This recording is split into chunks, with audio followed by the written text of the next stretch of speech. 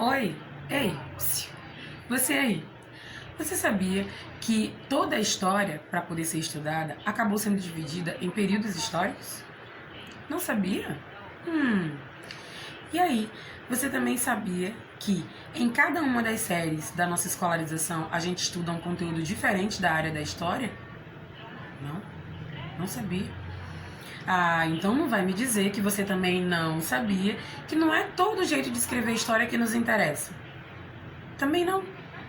Ah, então a gente tem muito para trocar hoje. Vem com a gente aprender junto no nosso encontro de hoje. Simbora!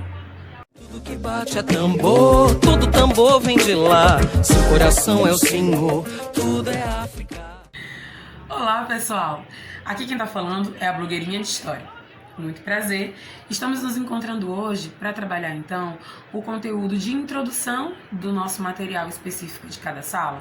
Então a gente começa dizendo que os períodos históricos foram organizados e divididos lá no final do século XVIII, começo do século XIX, pelos cientistas europeus em 5 períodos. Esses períodos eles vão estar agrupando acontecimentos que tenham mais ou menos a ver, significando então que eles fazem parte do mesmo contexto.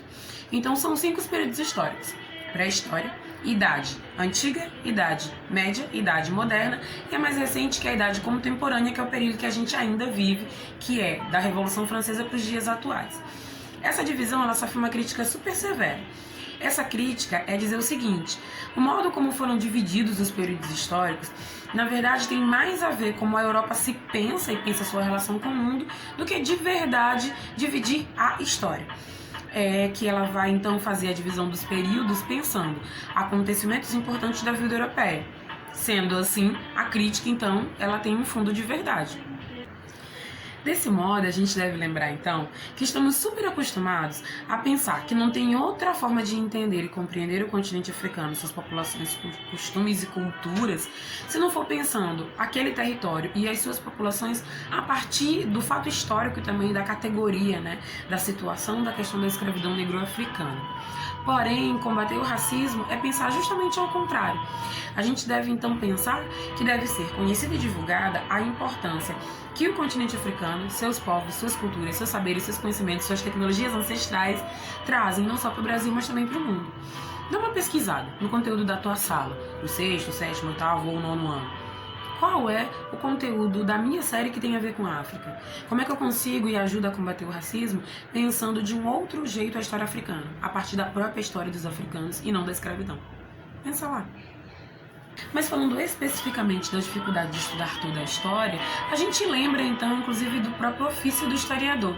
O historiador, que é o pesquisador especializado nessa área, nem todos eles vão estar interessados em todos os campos possíveis, até porque as pessoas acabam pesquisando aquilo que lhes interessa individual, pessoalmente. Isso acaba dando um pouquinho de caráter não científico à ciência, mas ainda assim não a desqualifica. A ciência ainda é feita por quem tem interesse por determinadas áreas do conhecimento, e nessas áreas do conhecimento, determinados tipos de assuntos. Cada um desses pesquisadores também chega a seus resultados específicos. Então, por mais que se pesquise o mesmo objeto, o evento histórico, o momento histórico, cada um deles vai chegar a um tipo de interpretação, porque traz particularidades pessoais e profissionais que devem ser levadas em conta. Também, os momentos aqui vai se estudando cada período histórico para trás são diferentes, ou seja, o próprio presente está mudando enquanto a gente está construindo o conhecimento da área da história. Mas deve ser lembrado que tudo é fonte para o historiador. Todo o material produzido pelos seres humanos, as suas formas de se relacionar com a natureza, o seu trabalho, a sua arte, o seu artesanato, a sua cultura, são materiais que servem de pesquisa para o historiador, fazendo com que ele então consiga elaborar os seus trabalhos. Porém, nunca chegando, né, todos eles às mesmas conclusões. E aí, para encerrar o nosso encontro de hoje, a gente então vem falar das maneiras de escrever história que devem ser lembradas, que fazem parte, algumas intimamente e outras nem tanto, do que a gente faz na disciplina de história a partir do conhecimento da ciência da história. Nós temos então 3 formas específicas de escrever essa palavra. Nós temos o H maiúsculo, nós temos o H minúsculo inicial e nós temos sem H quando a palavra começa com E, é história. O primeiro significado é o mais correto aqui pra gente. História com H maiúsculo inicial é a nossa ciência, é a nossa área do conhecimento, e é assim que você deve escrever no seu cabeçalho, na sua tarefa. Professora de história, trabalho de história, história com H maiúsculo. História com H minúsculo tem a ver com o nosso conteúdo, porque história com H minúsculo é praticamente igual ao passado. Passado esse que é matéria-prima para o saber e para o conhecimento da história. Então também é interessante aprender sabendo que história com H minúsculo significa passado, é sinônimo de passado. E aquela que nos interessa muito aqui, porque tem a ver com a ideia da ficção, história como algo inventado, como uma narrativa criada, é a história com E inicial. Então você não deve nunca escrever história na nossa disciplina. História com H minúsculo eu até aceito, mas com E está considerado completamente errado.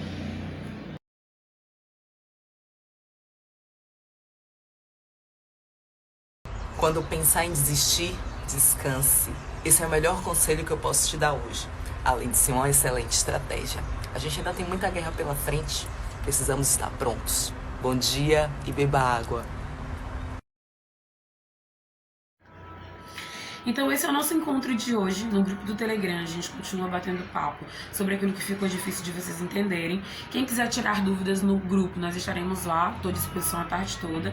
Quem quiser tirar dúvida no privado pode me encontrar, como está estabelecido lá no nosso cartazinho, né, dos horários e das condições de atendimento. Sigam as regras de fazer atividade, sigam as regras de enviar atividade, tirem fotos boas para que a gente possa analisar direitinho a atividade de vocês, de fazer o acompanhamento individual, e vamos participar, não vamos deixar a peteca cair não, que a gente tem muito ensino remoto para fazer e muita pedagogia de combate ao racismo para criar, juntos. Por hoje, é só. Tchau, tchau! É empírico, meio onírico, meio quírico, meu espírito quer que eu tire de tua dor.